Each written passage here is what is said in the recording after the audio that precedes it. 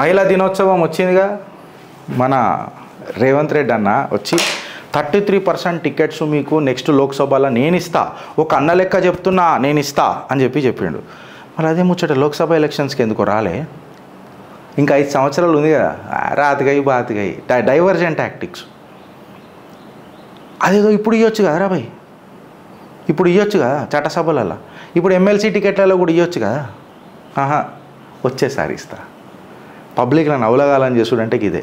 ఇంకోటి ఏమన్నాడు తెలుసా, మీ అన్న లెక్క చెప్తున్నా నేను కరోడ్పతిని చేస్తాను, మిమ్మల్ని కరోడ్పతిని చేస్తానని. కాపీ కొట్టి నువ్వు మా బడే బాయిది, నువ్వు మోడీది కరోడ్పతి దీది, లోక్సభ ఎలక్షన్స్లలో డ్రోన్ దీది చూడిపో తెలుస్తుంది.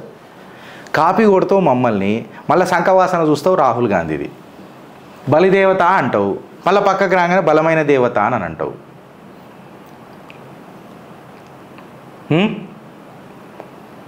రేవంత్ అన్న, నాకు ఒక పిచ్చ కన్ఫ్యూజన్ ఉన్నదే నీ రాజకీయం మీద, క్లారిటీ లేదు. ఆ క్లారిటీ నాకే కాదు, నాకేమనిపిస్తుందంటే సోనియా గాంధీ గారు, రాహుల్ గాంధీ గారు కూడా తెలిసిపోయినట్టుంది ఈ క్లారిటీ. అందుకే మిమ్మల్ని కలుస్తలేడు. నైమే ఉంచే నైమిల్తా ఓ కన్ఫ్యూజ్ స్టేట్ ఆఫ్ మైండే ఉన్కా.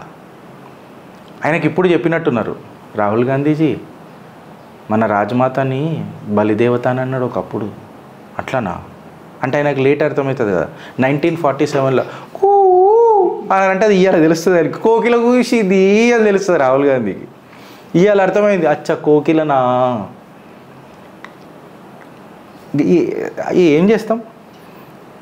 ఇంకేదో అన్నాడు, 22,000 కోట్లంట interest free loans women self help groups ఉంటాయి కదా, SHG అని అంటాం, వాళ్ళకి ఇచ్చిండట. ఇప్పుడు ఇంకొక 23,000 కోట్లు పెడుతున్నాడట. రేవంత్ అన్న, నేను డైరెక్ట్ నమ్ముతలేను. నేను దీని మీద చాలా కార్యవాహి చేస్తున్నా, దీని మీద నేను RTI చేస్తున్నా. నేను చెప్పి చేస్తా. నాకు ఆ జిగర్ల దమ్మున్నది. మీకు కౌంటర్ చేసే దమ్ముందా చెప్పురు సబ్జెక్ట్ పరంగా.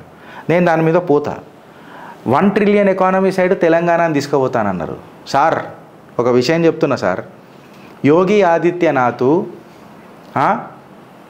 దరిద్ర రాష్ట్రాన్ని ధనిక రాష్ట్రం లెక్క తీసుకొచ్చి ఇవాళ 70,000 కోట్ల మిగులు బడ్జెట్కి తీసుకొని వచ్చిండు ఉత్తరప్రదేశ్ని. అదే మీరు 50,000 కోట్ల మిగులు బడ్జెట్ ఉన్న తెలంగాణను, ధనిక రాష్ట్రాన్ని దరిద్ర దిశకు తీసుకొచ్చిన ఘనత ఇగో మీ పార్టీలది. అందులో నువ్వు కూడా ఉన్నావు.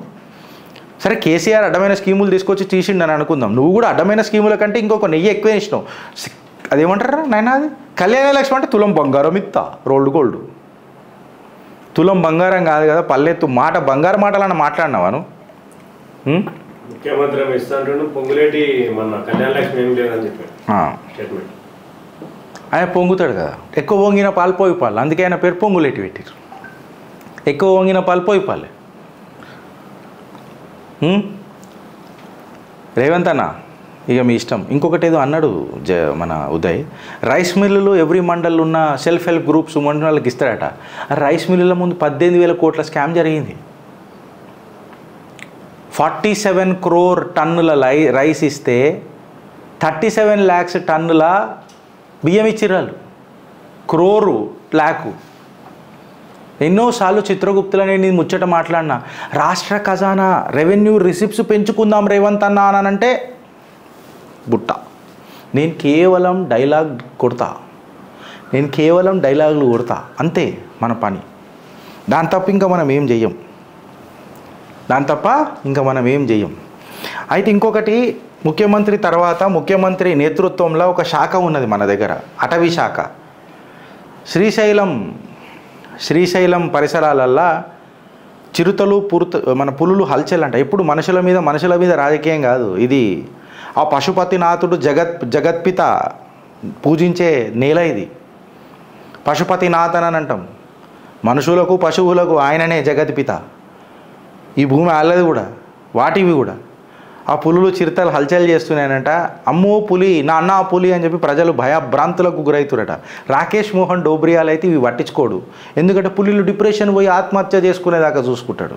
మళ్ళీ వీటికి పోయి డిప్రెషన్ గోళీలు వేస్తాడు. ఆ సిగ్గుశీలం లేని ఆ శాఖను అడుగుతున్నా, జరలే చూడు, రా అలా పోయి చూడు. ప్రజలు భయభ్రాంతులకు గురవుతున్నారు, జరాల పోయి భరోసాలు ఇయ్యుర్రి.